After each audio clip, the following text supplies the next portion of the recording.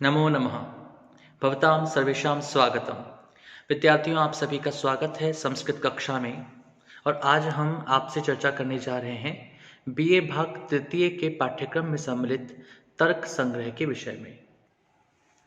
जैसा कि अभी तक हम लोग ये जान चुके हैं कि जो तर्क संग्रह है, उस तर्क संग्रह के अंतर्गत सबसे पहले 9 द्रव्यों के बारे में चर्चा की गई। उन 9 द्रव्यों में से अभी तक जो हमने प्रारंभिक पंच महाभूतों अर्थात पृथ्वी, जल, अग्नि, वायु और आकाश, इन पंच महाभूतों के लक्षण, उनके भेद इत्यादि के बारे में जाना। अब आज हम जो शेष बचे 4 द्रव्य हैं, उनके बारे में अध्ययन करने जा रहे हैं। तो इन पंच महाभूतों के पश्चात जो छठा द्रव्य बताया गया था, वह था काल। काल का लक्षण क्या है और वह कितने प्रकार का होता है, उसके लिए सूत्र में उल्लेख मिलता है। अतीतादि व्यवहार हेतु कालः स च एकौ विभुर नित्यश्च। अतीतादि, अतीत आदि, अतीत अर्थात बीता हुआ, आदि अर्थात जो प्रारंभ से है, अर्थात अतीत आदि। आदि का अर्थ यहाँ पर लिया गया है कि अतीत अर्थात भूतकाल और आदि अर्थात अन्य। तो अतीत अर्थात भूतकाल, भविष्यत काल और वर्तमान काल। तो भूत, भविष्यत और वर्तमान काल के व्यवहार का जो हेतु होता है, हम किस काल को, किस समय को भूतकाल कहेंगे, हम कभी काल को वर्तमान काल कहते हैं, हम कभी काल को भविष्यत काल कहते हैं। जो अभी चल रहा है वह वर्तमान काल है, जो बीत चुका है वह भूतकाल है, जो भविष्य में आने वाले समय में आने वाला है वह भविष्यत काल है। तो जिस प्रकार से हम यहाँ पर काल को अलग अलग विभागों में बांट करके देखते हैं, उसका ऐसा भेद करके उसको देखते हैं, उसको समझने का प्रयास करते हैं, कौन सी घटना कब घटी या कब घट रही है या कब घटेगी, इनके बारे में हम चिंतन और मनन करते हैं। तो यहाँ पर ये जो भूत, भविष्यत और वर्तमान है, इसका व्यवहार हेतु, इसका व्यवहार का निमित्त जो है, उसी को काल कहा गया है। सह च एकः, और वह एक है। काल को भले ही हमने भूत, भविष्यत और वर्तमान के आधार पर बांटा हो, लेकिन मूलतः देखा जाए तो समय समय ही है। समय तो एक ही है। हमने अपने होने के अनुसार, हमने अपने अस्तित्व के अनुसार उसे भूत, भविष्यत और वर्तमान के अंदर बांटा है, किंतु वह समय एक ही है, एक ही गति से चलने वाला है।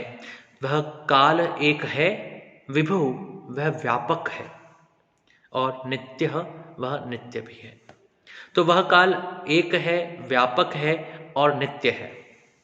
यह बात काल के लक्षण संदर्भ में यहाँ पर कही गई है। काल के पश्चात जो 7वां द्रव्य है जिसके बारे में बात कही गई है, वह है दिशा। तो दिशा का क्या लक्षण है और वह कितने प्रकार का है, उसके बारे में कहा गया है।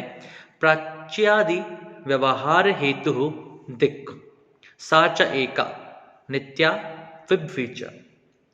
प्राच्यादि, हम जब दिशाओं की बात करते हैं तो हम दिशाओं को विभिन्न भागों में बांट लेते हैं, जैसे कि पूर्व दिशा है, पश्चिम दिशा है, उत्तर दिशा है, दक्षिण दिशा है।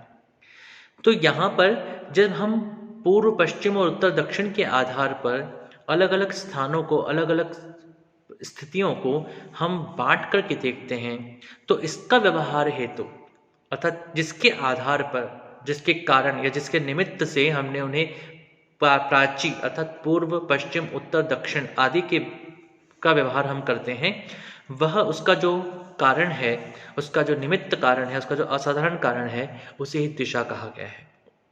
सा च एका, वह दिशा भी मूलतः तो एक ही है, हमने उसे अलग अलग तरीके से बांट करके और समझने का प्रयास किया है, लेकिन वह दिशा मूलतः एक ही है। नित्या, वह भी नित्य है। विभ्वीच, और वह भी व्यापक है।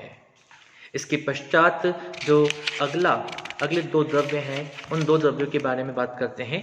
तो उसके बाद जो द्रव्य आता है वह है आत्मा। आत्मनः किम लक्षणम कतिविधश्च सः, अर्थात आत्मा का क्या लक्षण है और वह कितने प्रकार का है।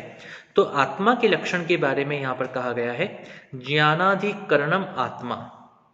ज्ञान का जो अधिकरण है, ज्ञान के अधिकरण को आत्मा कहते हैं। समवाय संबंध से ज्ञान का आश्रय जो है वही आत्मा है। अर्थात समवाय संबंध से ज्ञान का आश्रय अर्थात ज्ञान जिसको आश्रित होकर के जिसको आश्रय लेकर के स्थित होता है उसे ही आत्मा कहा जाता है। सह द्विविधः, वह आत्मा दो प्रकार का होता है, जीवात्मा परमात्मा च, एक जीवात्मा और एक परमात्मा। जो हम सब में विद्यमान है वह जीवात्मा है, और जो परम तत्व परम आत्मा है जिसको कि हम उस स्वरूप में देखते हैं जिसमें हम सबकी आत्मा जाकर के मिलती हैं, उसमें प्राप्त होती हैं, वह परमात्म तत्व है। तत्रेश्वरः सर्वज्ञः परमात्मा एक एव। अब इसमें कहते हैं कि जो जीवात्मा है और परमात्मा है उसके क्या लक्षण हो सकते हैं। तो जो परमात्मा है तत्र ईश्वरः, उसी को हम ईश्वर कहते हैं। सर्वज्ञ, उसी को हम सर्वज्ञ कहते हैं, वह सब कुछ जानने वाला है। परमात्मा एक एव, और वह परमात्मा एक ही होता है। जो जीवात्मा है उस जीवात्मा के संदर्भ में कहा गया है जीवस्तु प्रति शरीरम भिन्नो विभुर नित्यश्च। जो जीव है, जो जीवात्मा है, वो प्रति शरीरम प्रत्येक शरीर में भिन्न भिन्न भिन्न होता है, अलग अलग होता है, विभु व्यापक होता है, नित्यश्च और नित्य होता है। तो यहाँ पर जो आत्मा है उस आत्मा को ज्ञान का अधिकरण, ज्ञान का आश्रय कहा गया है, और उसे दो भागों में बांटा गया है, जीवात्मा परमात्मा च। और उस जीवात्मा और परमात्मा के जो भेद हैं, जो विभाग हैं, उन्हीं का लक्षण यहाँ पर दिया गया है कि परमात्मा से तात्पर्य सर्वज्ञ एक, और उसी को हम ईश्वर के रूप में कहते हैं, उसे परमात्मा कहा गया है। और जो जीवात्मा है वो प्रत्येक शरीर में भिन्न भिन्न होती है, अलग अलग होती है, वह भी विभु है, वह भी व्यापक है, लेकिन और वह भी नित्य भी है। तो ये सब चीज़ें यहाँ पर आत्मा के संदर्भ में कही गई है। और जो नवा द्रव्य है उस नवे द्रव्य के बारे में जो बात कही गई है वो इस प्रकार से है। नवा द्रव्य बताया गया है मन। तो मनसः किम लक्षणम कति विधंचत, मन का क्या लक्षण है और वह कितने प्रकार का है। तो इसमें कहा गया है सुखादि उपलब्धि साधनम इंद्रियम मनः तच्च प्रत्यात्म नियतत्वात् अनंतम परमाणु रूपम नित्यम च। सुख दुख आदि की प्राप्ति के साधन इंद्रिय को ही मन कहते हैं। सुखादि उपलब्धि साधनम, सुखादि सुख आदि, सुख आदि अर्थात सुख दुख आदि। तो सुख दुख आदि या इससे जुड़े हुए विभिन्न प्रकार के संवेग या भाव जो है, उन भावों को जिसके माध्यम से प्राप्त किया जाता है, उसकी प्राप्ति के जो साधन होते हैं, उन साधन रूपी इंद्रिय को ही मन कहा जाता है। तच्च, और वह जो मन है, प्रत्यात्म नियतत्वात्, वह प्रत्येक आत्मा में नियत होता है, और अनंतम, और वह अनंत भी होता है। परमाणु रूपम, वह परमाणु रूप में है, अत्यंत सूक्ष्म रूप में है। नित्यम च, और वह भी नित्य होता है।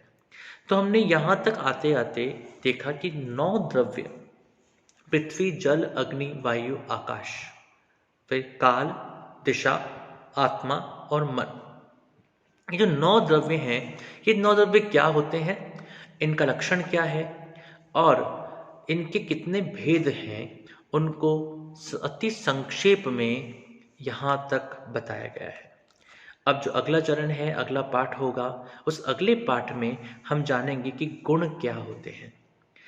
पहले बताया जा चुका है कि गुण 24 होते हैं, और वे जो गुण 24 हैं, वे गुण हमें समस्त प्रकार के जो भी वस्तुएं हैं या फिर जितने प्रकार के तत्व हैं, उन तत्वों में दिखाई देते हैं। उन तत्वों में हम उन गुणों को ग्रहण कर सकते हैं, उन गुणों के बारे में जान सकते हैं।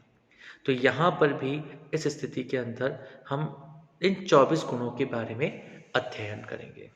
तो अभी तक आपने 9 द्रव्यों के बारे में जाना, और अब जो अगला पाठ आने वाला है, उस अगले पाठ में हम 24 गुणों के बारे में जानेंगे। इसी प्रकार से धीमे धीमे करके सप्त पदार्थ जो है, जो 7 पदार्थों का जो कॉन्सेप्ट है, जो विचार है, उस 7 पदार्थों के विचार को, उस 7 पदार्थों के लक्षण को, उसके भेदों को इत्यादि को संक्षेप के साथ में, बहुत महत्वपूर्ण बात यह है कि तर्क संग्रह जो है वो अति संक्षेप में बात बताता है, और उस संक्षेप के माध्यम से हम उस तत्व के बारे में बहुत अच्छी प्रकार से समझ लेते हैं। क्योंकि कई बार ये होता है कि संक्षेप जो है वो ऐसा हो जाता है जिसके माध्यम से हम बात को पूरा नहीं समझ पाते, लेकिन यहाँ पर वह स्थिति नहीं है। श्री अन्नम भट्ट द्वारा लिखित ये तर्क संग्रह प्रत्येक विद्यार्थी के लिए दर्शन को समझने का बहुत ही प्रारंभिक सोपान है, लेकिन निश्चित रूप से यह एक बहुत महत्वपूर्ण सोपान है जो कि हमें बहुत अच्छी प्रकार से दर्शन में प्रवेश कराता है। तो अगले पाठों में हम लोग 24 गुणों के बारे में चर्चा करना प्रारंभ करेंगे। आपका बहुत बहुत धन्यवाद। नमो नमः। शुभम भवतु। पुनर्मिलामः।